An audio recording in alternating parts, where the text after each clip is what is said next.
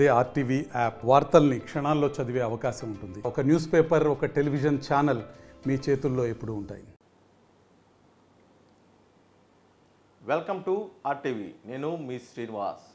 Party అభిమానిగా, సాధారణ కార్యకర్తగా, ఒక నగరంలోని ఒక నాయకుడిగా, ఇప్పుడు ఆంధ్రప్రదేశ్ ఒక కార్పొరేషన్ చైర్మన్గా ఉన్నటువంటి వ్యక్తి కుప్పం ప్రసాద్. ఆర్యవైశ్య కార్పొరేషన్ చైర్మన్గా వ్యవహరిస్తున్నటువంటి కుప్పం ప్రసాద్ గత కొంతకాలంగా వైసీపీ పార్టీ అభివృద్ధికి, అదేవిధంగా కార్పొరేషన్లు ద్వారా ఆర్యవైశ్యులకు మేలు చేసే కోసం కూడా ఎంతో కృషి చేస్తున్నాడు. వివాదాలకి సాధారణంగా దూరంగా ఉన్న వ్యక్తి అయినప్పటికీ అతని చుట్టూ వివాదాలు నెలకొట్టడం కొసమెరుపు. ఇప్పుడు రానున్న 2024 ఎన్నికల నేపథ్యంలో మరోసారి వైఎస్ఆర్సీపీ పార్టీని అధికారంలోకి తీసుకొచ్చేందుకోసం కూడా అతని వంతు అయితే కృషి చేస్తానని చెప్పేసి మనతో పాటు చెప్తున్నారు. ఇప్పుడు మనతో పాటు ఉన్నారు. వారి మాటలు అడిగి తెలుసుకుందాం. అసలు అతని చుట్టూ ఉన్న వివాదాలు, అసలు 2024 ఎన్నికలకు ఏ విధంగా ముందుకు పోబోతున్నారు, గెలుపు గుర్రాలను ఏ విధంగా కూడా ముందుకు తీసుకెళ్ళబోతున్నారో వారి మాటలోనే అడిగి తెలుసుకుందాం. నమస్తే ప్రసాద్ గారు. నమస్తే.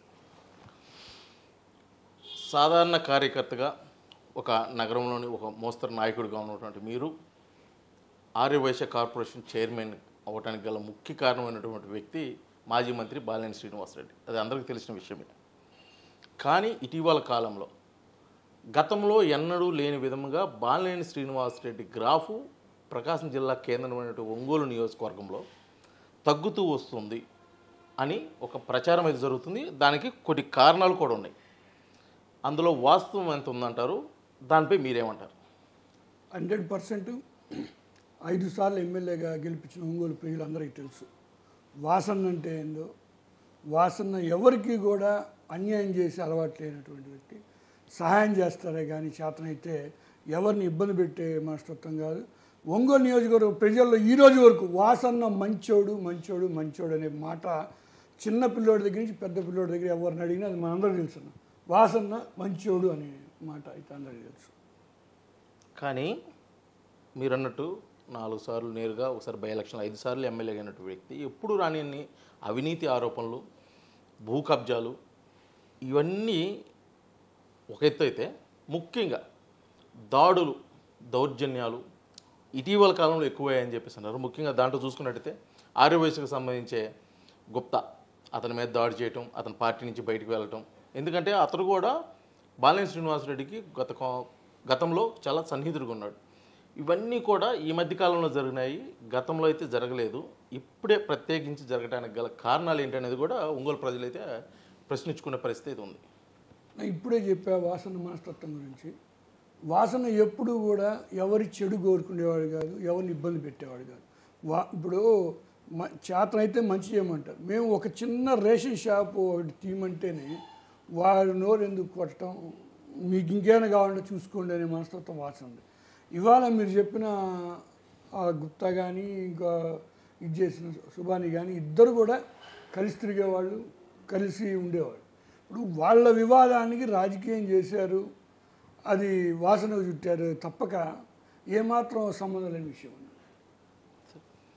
అంత ఇదిగా ఉన్నాడు. ముఖ్యంగా ఇటీవల కాలం చూసుకుంటే ఒకానొక టైంలో బాలినేని శ్రీనివాసరెడ్డి డబ్బు అతను వ్యాపారం మీద వేసుకొని అతన్ని బాలినేని శ్రీనివాసరెడ్డిని ఒక రకంగా మంత్రి హోదాలో ఉన్నాడు కాబట్టి అతను కాపాడారు అని చెప్పేసి ప్రచారం నడిచిన వ్యక్తి నల్లమల్లి బాలు వైఎస్ఆర్సీపీని వీడి టీడీపీ తీర్థం పుచ్చుకోవడం అయితే జరిగింది. ఇప్పుడు అలాగా ఒక్కొక్కరుగా ముఖ్యంగా బాలినేని వాసు పక్కన ఉన్న వాళ్ళు కూడా పార్టీని వీడుతూ బయటికి వెళ్ళిపోతున్నారు ఈ ఎన్నికల సమయంలో. దానికి కారణం ఇప్పుడు నాకు తెలిసి మీరు చెప్పారు ఒక వ్యక్తి పేరు, ఎవరు వెళ్ళట్లేదు అంత. ఈ ఎలక్షన్ టైంలో అటు నుంచి ఇటు రావటం, ఇటు నుంచి అటు రావటం సహజం. ఇప్పుడు తెలుగుదేశం దగ్గర నుంచి అయితే ఇంక వరుస పెట్టి వస్తూనే ఉన్నారు. రోజుకి 10 మంది 20 మంది 30 మంది పార్టీలో జాయిన్ అవుతూనే ఉన్నారు. ఈ ఎలక్షన్ టైంలో అటు ఇటు ఒకటి అరా మారటం అనేది సహజం. ఆ రోజు వాసనకు సంబంధం లేకపోయినా మనందరికీ తెలుసు ఎప్పుడు కూడా ఒక చిన్న మాట కూడా పరిస్థితి బాగుంది. అదైతే వాస్తవం, మీకు మాకు అందరికీ తెలుసు. కాకపోతే గతంలో ఎన్నడూ లేని విధంగా వైఎస్ఆర్సీపీ ప్రభుత్వం వచ్చిన తర్వాత ఆర్యవైశ్యుల మీద అయితే ఒక చిన్న చూపు చూశారు అని చెప్పేసి జిల్లాలో చాలా సంఘటనలు అయితే దానికి నిరూపితంగా ఉన్నాయి. ముఖ్యంగా ఇప్పుడు మార్కాపురం నియోజకవర్గం నుంచి అన్నారాంబాబు ఆర్యవైశ్య నుంచి ఎమ్మెల్యే అభ్యర్థిగా ఉన్నారు. అతను కూడా అక్కడ ఉన్న ఆర్య వయసులు, అదేవిధంగా ఒంగోలులో ఉన్నటువంటి కొంతమంది ఆర్య వయసులు పూర్తిగా సహాయ సహకారాలు అందించే పరిస్థితి అయితే వైసీపీకి ఈసారి లేదని చెప్పేసి అయితే ఒకటి నడుస్తుంది. ఈ టీడీపీ అంటే గ్లోబల్ ప్రచారానికి అంబాసిడర్, దానికి మాకు తెలిసింది. ఇవాళ ఈ అన్నారాంబాబు గురించి మన మార్కాపురంలో వైశ్యులంతా ఏకదాటిగా చేసే పరిస్థితి ఉన్నారు. వన్ సైడ్గా నెత్తిన పెట్టుకుని ఇవాళ అసలు ఎంత మెజార్టీ వస్తుందో మేము అత్యధికంగా ఈ జిల్లాలో హైయెస్ట్ మెజార్టీ అన్నారాంబాబు గారికి రావాలన్నట్టు పనిచేస్తూ ఉన్నారు వైశ్యులందరూ కూడా. ఎక్కడా కూడా ఇప్పుడు ఒంగోలులో ఎప్పుడు లేనట్టు వైశ్యులకి నాకు కార్పొరేషన్ చైర్మన్ అయితేనేమి, వేమూరు బుజ్జికి సూపర్ బజార్ అయితేనేమి, డిప్యూటీ మేయర్ అయితేనేమి, సూపర్ బజార్ అయితేనేమి, తర్వాత ఒక 20 సంవత్సరాల నుంచి మా అందరికీ తెలుసు ఒకరు అద్దెళ్లలో ఉండి ఒక ఆర్యవైశ్యుడు చనిపోతే వైశ్యులు పట్టింపు ఎక్కువ, వాళ్ళ పడే నరకయాత్ర అంతా ఇంతగా. నడిబొడ్డులో 5 కోట్ల రూపాయల స్థలాన్ని ఇంకా 5 స్థలాన్ని ఆరామక్షేత్రానికి ఇచ్చాడు. కొంజేటి రోసే గారి విగ్రహం తన సొంత నిధులతో ఏర్పాటు చేశాడు. గోశాల స్థలాన్ని ఎప్పటి నుంచో వివాదంగా ఉంటే ఆవులన్నీ ఇబ్బంది పడుతున్నాయని మళ్ళీ ఆర్యవైశ్యులు చూస్తూ ఉంటే అదంతా కూడా ఇప్పించారు. ఇది ఒక చరిత్ర. వాసన్న వైశ్యులకి ఒంగోలులో ప్రతి ఒక్క విషయంలో కూడా అండగా ఉంటారు. ఎప్పుడు కూడా మీరు చూసినట్టయితే నిన్న ఒక ఇల్లు కాలిపోతే అసలు ఊహించలే, ఇల్లు కాంప్లెక్స్లో ఒక షాపు కాలిపోతే వాళ్ళకి అసలు ఆర్థిక సాయం కూడా ఎంత గొప్ప అవుతున్నది ఈ టైం చెప్పొచ్చో లేదో, చాలా ఫ్యామిలీ బతికే ఎంత నష్టపోయారో అంత ఇచ్చిన పరిస్థితి. అది వాసన అంటే. మీరైతే దైవభక్తి పూర్తిగానే అంటే మీరు గురువుగా శిష్యుడిగా చూస్తున్నారు కాబట్టి మీరైతే చెప్పడం కరెక్టే. కాకపోతే మీరు చెప్పినంత ఇదిగా ఇటు ప్రకాశం జిల్లాలో కానీ, ముఖ్యంగా మీరు చెప్పినట్టు ఇప్పుడు బాలినేని శ్రీనివాసరెడ్డి ఒంగోలులో పోటీ చేస్తున్నాడు, ఒంగోలులో కానీ లేదనేది ఒకటి ఉంది. కాకపోతే ఆర్యవైశ్య కార్పొరేషన్ చైర్మన్గా ఉన్నటువంటి మీరు చైర్మన్ అయిన తర్వాత ఆంధ్రప్రదేశ్లో ఆర్యవైశ్యులకి ఏ మేర మేలు జరిగిందనేది చెప్తారు? చెప్తాను. ఇప్పుడు మనందరికీ తెలుసు, గతంలో రాజశేఖర రెడ్డి గారు నెల్లూరుకి మేము వైశ్యులందరం పుట్టి శ్రీరాములు జిల్లా పెట్టమంటే రాజశేఖర రెడ్డి గారు పెట్టారు.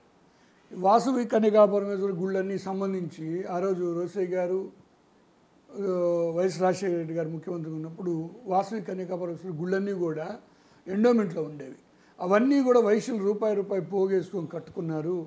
ఆ వైశ్యులకి చెందే విధంగా ఆ రోజు రాజశేఖర రెడ్డి గారు అమ్మవారి శాలన్నీ బోర్డు లేకుండా వైశ్యులే పరిపాలించుకునే విధంగా ఇవ్వటం జరిగింది. జగనన్న ఒక అడుగు ముందుకేసి వాటికి సంబంధించిన 1000 కోట్ల ఆర్యవైశ్యులు అన్నీ కూడా మాకు ఇవ్వటం జరిగింది, జీవో ఇవ్వటం జరిగింది. తర్వాత చింతామణి నాటకంతో ఎన్నో ఇబ్బందులు పడుతూ ఉండేవాళ్ళం. వైశ్యులంటే అది కాదయ్యా, చింతామణి నాటకం తప్పుగా చూపిస్తూ ఉంది, వైశ్యులంటే ఒక వేశ్యాగృహాలకు వెళ్ళేవాళ్ళు లేకపోతే ఇంకా అసలు సమాజంలో సంస్కృతి లేని వాళ్ళలాగా చూపిస్తూ ఉంది చింతామణి నాటకం. వైశ్యులంటే దానగుణానికి మంచి పేరుకి ఒకరికి సహాయం చేసేదానికి మంచులు వైశ్యులు. మాకు ఆ చింతామణి నాటకం ఆపేటట్టు జీవో ఇవ్వాలని 20 ఏళ్ళ నుంచి పోరాడుతూ ఉన్నాం. దమ్మున నాయకుడు జగన్మోహన్ రెడ్డి గారు ఆ జీవో ఇచ్చారు. తరువాత పాదయాత్ర చేస్తున్నప్పుడు కూడా వైశ్యులంతా ఒక అర్జీ ఇచ్చారు. ఈ దేశంలో 58 రోజులు ఆమరణ నిరాహార దీక్ష చేసి అమరజీవి పొట్టి శ్రీరాములు గారు తన మలమూత్రాలు కూడా నోటి ద్వారా వెళ్ళి అసలు అది ఆయన స్టోరీ వింటే ఆయన చేసిన నిరాహార దీక్ష ప్రపంచంలో ఎవరైనా సరే కన్నీళ్ళు పెట్టుకుండే అంత విధంగా ఆయన ఒక ఆశయం కోసం చేశారు. తెలుగుదేశం ప్రభుత్వం తెలంగాణ వెళ్ళిపోయిన జూన్ 2 ఆంధ్ర రాష్ట్ర అవతరణ చేస్తామని మేమేమన్నాం, పొట్టి శ్రీరాములు గుర్తుగా నవంబర్ 1 ఆంధ్ర రాష్ట్ర అవతరణ చేయాలని నేను ముఖ్యమంత్రి అయిన తర్వాత చేస్తానని చెప్పడం జరిగింది.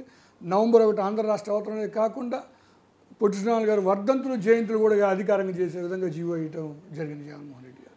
ఇంత పెద్ద ఎత్తున వైశ్యులకి ప్రతి ఒక్క విషయంలో కూడా మేము అడిగిన వెంటనే చేస్తూ ఉన్నారు జగన్ గారు. ఇంతకంటే ఇంకా ఏ నాయకుడు చేయగలరు చెప్పండి మీరు? సరే, రాజకీయ విషయానికి వస్తే మీరు వైఎస్ఆర్సీపీ ప్రభుత్వం కానీ వైఎస్ఆర్సీపీ నాయకులు కానీ ఆర్యవైశ్యుల్ని గొప్పగానే చూస్తున్నారు, వాళ్ళకి ప్రాధాన్యత ఇస్తున్నారు అంటారు. ఇటీవల కాలంలో మీరు చెప్తున్న బాలినేని శ్రీనివాసరెడ్డి తనయుడు ప్రణీత్, మీ పార్టీలో ఉన్నటువంటి సిద్ధా రాఘవరావు తనయుడు సిద్ధా సుధీర్ మధ్య వాగ్వాదం జరిగింది. ఒకనొక టైంలో దౌర్జన్యానికి కూడా ముందుకు వచ్చాడు అని చెప్పేసి అయితే ఒక గట్టి ప్రచారం అయితే జరుగుతుంది. అంటే ఆర్యవైశ్యులు అంటే చిన్న చూప అని చెప్పేసి కొంతమంది మీ ఆర్యవైశ్యులు కూడా దానికి సంబంధించి మాట్లాడుకోవడం కూడా జరిగింది. దానికి సంబంధించిన ఆధారాలు అయితే మా దగ్గర ఉన్నాయి. దానిపై మీరేమంటారు? మీరు ఆధారాలు చూపించండి, నేను ఇప్పుడే రాజీనామా రాసిస్తున్నా కార్పొరేషన్. ఊరికి తెలుగుదేశం గ్లోబల్ ప్రచారం ఇప్పుడు సుధీర్ గారు ప్రణీత్ రెడ్డి గారు చాలా క్లోజ్గా ఉంటారు. నాకు కళ్ళారు నేను చూసాను. మీరు ఆధారాలు ఉన్నాయని అక్కడ చూపించండి, నేను ఇప్పుడే మీ ముందే వైస్ కార్పొరేషన్ చైర్కి రాజీనామా చేస్తాను. ఊరికి తెలుగుదేశం గ్లోబల్ ప్రచారం అంతే అబద్ధం అండి అది. కేవలం అది జరిగింది కాబట్టి సిద్ధా కుటుంబము వైఎస్ఆర్సీపీని వీడిపోతున్నారు అనేది వాస్తవం కాదంటారా? అసలు వాళ్ళు వీడననే మొత్తుకుంటా ఉంటే ఇదే గ్లోబల్ ప్రచారం. వారికి జగన్ గారు ఇచ్చిన అవకాశం ఎవరైనా ఇచ్చారా? ఇప్పుడు మార్కాపురమైనా గిద్దలూరైనా ఒంగోలైనా చాలా ఇచ్చారు. యాక్చువల్గా అటు తెలుగుదేశం నుంచి ఇటు వైసీపీకి వచ్చిన వాళ్ళకి ఎవరికి కూడా నాకు తెలిసి జగన్ యాక్సెప్ట్ చేయలే. వీళ్ళకి ఎమ్మటే టీడీ బోర్డు నెంబర్గా వాసన్న ఇప్పించడం జరిగింది. ఇంత గొప్పగా ప్రథమ స్థానం ఇస్తే మీరు ఇంకా వాళ్ళు మేము వెళ్ళమో దేవుడా అంటే మీడియాలో యూట్యూబుల్లో ఇప్పుడు కుసంస్కృతి ఎక్కువైంది. ప్రతి దాన్ని కూడా గ్లోబల్ ప్రచారం చేయటం ఒక నీచంగా ఆలోచిస్తూ ఉన్నారు. ఒక మంచి మనిషి మీద బుడత చల్లితే వాడు కడుక్కోవాలి, వీడి పాటికి వీడి చల్లి వెళ్ళిపోతాడు అంతే. వాడు కడుక్కునేసరికి వాడు ప్రాణం తోకొస్తుంది ఈరోజు రాజకీయాల్లో. ఊరక బుడత చల్లి వెళ్ళిపోతూ ఉన్నారు. అంత ప్రాధాన్యత ఇస్తే గత కొంతకాలంగా పార్టీని అంటిపెట్టుకున్నటువంటి నాయకులు పరుచూరుని తీసుకుంటే ఆమంచి కృష్ణమోహన్, అద్దంకిని చూసుకుంటే కృష్ణ చైతన్య, ఒంగోలు ఎంపీ మాగుంట శ్రీనివాసరెడ్డి, అతని పక్కనున్న మీ ఆర్యవైశ్యులు గణం, వీళ్ళందరూ చాలామంది పార్టీని వీడిపోవడం కూడా జరిగింది. ఇంత మీరు ప్రాధాన్యత ఇచ్చే పని అయితే అసలు ఇవన్నీ ఎందుకు జరిగినాయి అంటారు? ఒకసారి చూడండి, మీరు ఇప్పుడు 2-3 చోట్ల 2-3 సీట్లు ఇవ్వలేదు. నాకు తెలిసి ఇప్పుడు తెలుగుదేశంలో 100 మందికి ఇచ్చే పరిస్థితి ఉండదు. ఇప్పుడు సీట్లు ఇవ్వని వాళ్ళు ఎక్కడే పార్టీలో ఉన్నా, ఇప్పుడు అతను గంటయ్య గారు వాళ్ళు అర్థంకి ఎక్స్పెక్ట్ చేశారు, నాకు తెలిసి ఇవ్వలేదు, వాళ్ళు ఇబ్బంది పడ్డారు. దానికి ఇప్పుడు ఏ పార్టీలోనే ఉంటుంది, సీటు ఇవ్వాలని ఆశగా ఉంటుంది. ఇప్పుడు కేసీఆర్ నాని ఎందుకు వచ్చాడు, లేకపోతే వల్లభనేని వంశీ ఎందుకు వచ్చారు, వీళ్ళంతా ఎందుకు వచ్చారు సీటు ఇవ్వాలందువల్ల. లేకపోతే ఇప్పుడు కొన్ని కారణాలు ఉంటాయి ప్రతి పార్టీలో కూడా. అంటే ఆ కారణాలు కొంతమంది నాయకులు ముఖ్యంగా, ఎందుకంటే గతంలో 2019లో జరిగిన ఎన్నికలకి మాగుంట శ్రీనివాసరెడ్డి ప్రభావము వైఎస్ఆర్సీపీ జిల్లాలో గెలుపు మీద ఎంత పడిందో మీకు అందరికీ తెలిసిన విషయమే. కానీ అటువంటి మాగుంట శ్రీనివాసరెడ్డి విడిచిపోవటం, 4.5 సంవత్సరం అద్దంకి బాధ్యతలు మోసినటువంటి కృష్ణ చైతన్య వెళ్ళిపోవటం, ఒక 2 సంవత్సరాల క్రితం నుంచి కూడా పరుచూరు బాధ్యతలు మోసినటువంటి, అంటే పార్టీలో 4 సంవత్సరాల నుంచి ఉన్నాడు కృష్ణమోహన్. ఇలాగా అన్నీ చూసుకుంటే కొంతమంది జెడ్పీటీసీలు, ఎంపీపీలు, అంటే ఈ ఎలక్షన్ దగ్గరకు వస్తుంది కాబట్టి ఇప్పుడు వాళ్ళ బాధనంతా వెళ్ళగొక్కి వేరే పార్టీకి వెళ్తున్నారు. కానీ ఇది ఎంత మట్టికి చూడొచ్చు అంటే రాజకీయంలో సాధారణమే, కాకపోతే ఇంత అత్యధిక స్థాయిలో మారటం అనేది పార్టీకి ఇబ్బందికరమైన అవుతారు. అత్యధిక స్థాయిలో ఏం లేదు, కానీ ఇప్పుడు ఏమైంది, 100% జెడ్పీటీసీలు కానీ ఎంపీటీసీలు కానీ పంచాయతీలు కానీ వన్ సైడ్ వైఎస్ఆర్సీపీకి వచ్చినాయి. తెలుగుదేశం పోటీ చేసే పరిస్థితి లేదు. అక్కడక్కడ 1-2 అసంతృప్తి అంటే 100 మందిలో 1-2 ఉంటారు. దాన్ని ఎలివేషన్ చేయాల్సిన అవసరం లేదు. ఇప్పుడు మీరు ఆమంచి కృష్ణమోహన్ గారు చెప్పారు, ఆయన ఇంకో చోట ఎక్కడైనా అడిగి ఉండొచ్చు సీటు, అక్కడ ఇవ్వలేకపోయి ఉండొచ్చు, కొంచెం ఇబ్బంది పడి ఉండొచ్చు. అంతేగాని దీంట్లో రాజకీయం కోణాలు అంత డెప్త్కి ఎత్తకాల్సిన అవసరం లేదు. డెప్త్ కంటే కాదు, మీరు సముచిత స్థానం ఇస్తుంది, ప్రాధాన్యత ఇస్తుంది అంటున్నారు. మాగుంట శ్రీనివాసులు రెడ్డి ఎంపీగా ఉన్నటువంటి వ్యక్తే ఆత్మగౌరవం, నాకు మర్యాద లేని దగ్గర నేను ఉండలేను అని చెప్పి ఒక స్టేట్మెంట్ ఇచ్చి మరీ పార్టీని వీడిపోయాడు. అది చాలా పెద్ద దెబ్బ పార్టీకి అని చెప్పేసి పార్టీ మీకు మాకు తెలుసు, లాస్ట్ వరకు వారు ఏ పార్టీ సీటు కావాలని ట్రై చేశారు. కొన్ని పరిస్థితులన్నా ఇప్పుడు పార్టీ నుంచి విడిపోయేటప్పుడు ఒక మాట అనాల్సిన, అంతేగాని ఆయన మనసు నుండి వచ్చేటువంటి వ్యక్తి కాదు. ఆయన మంచి వ్యక్తే, అట్లే మనం ఇది అనట్లేదు.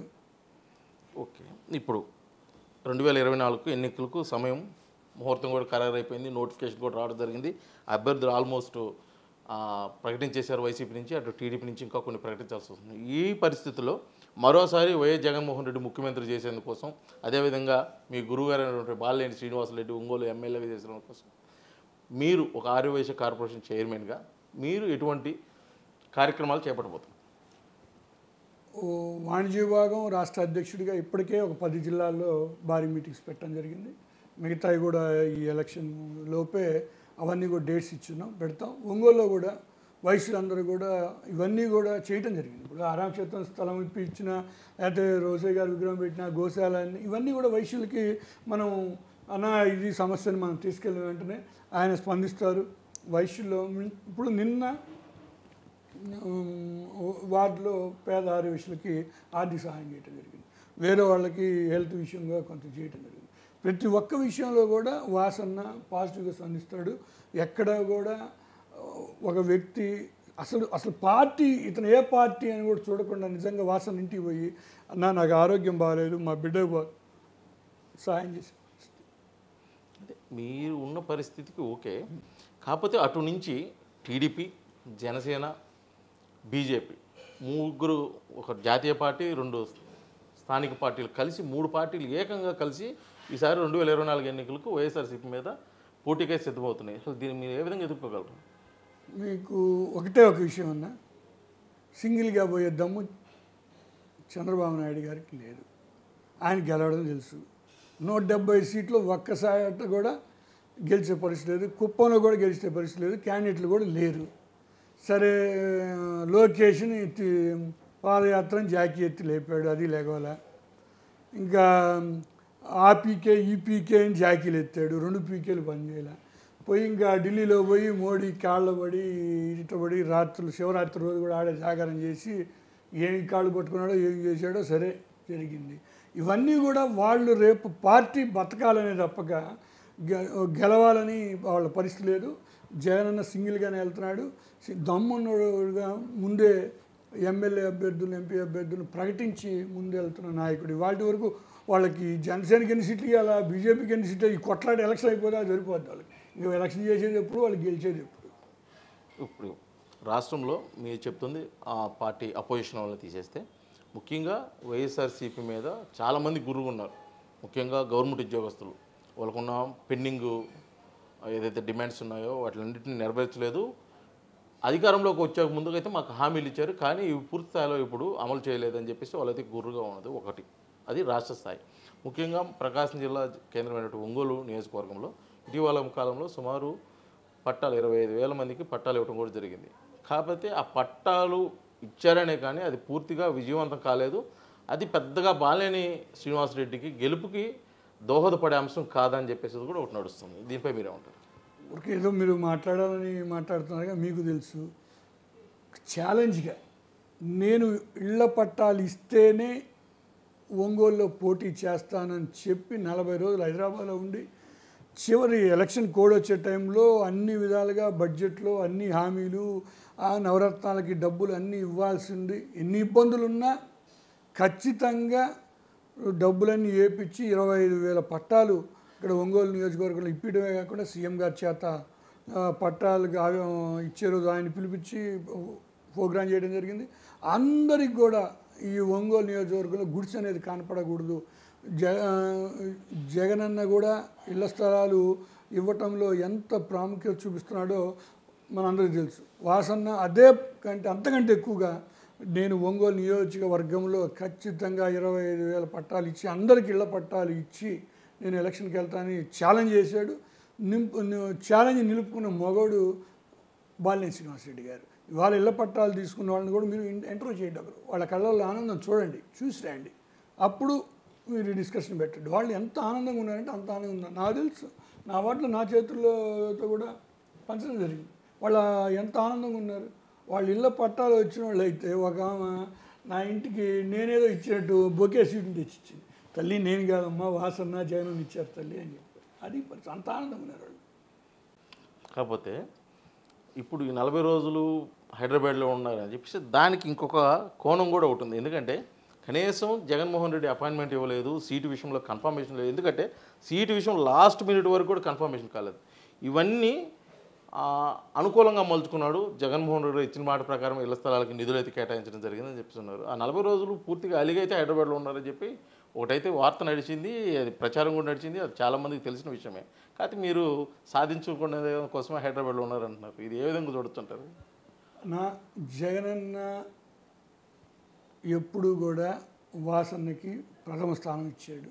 ఈ జిల్లాలో ఏదైనా సరే మిగతా ఎవరున్నా వాసన్న అనే విషయం నాకు తెలుసు.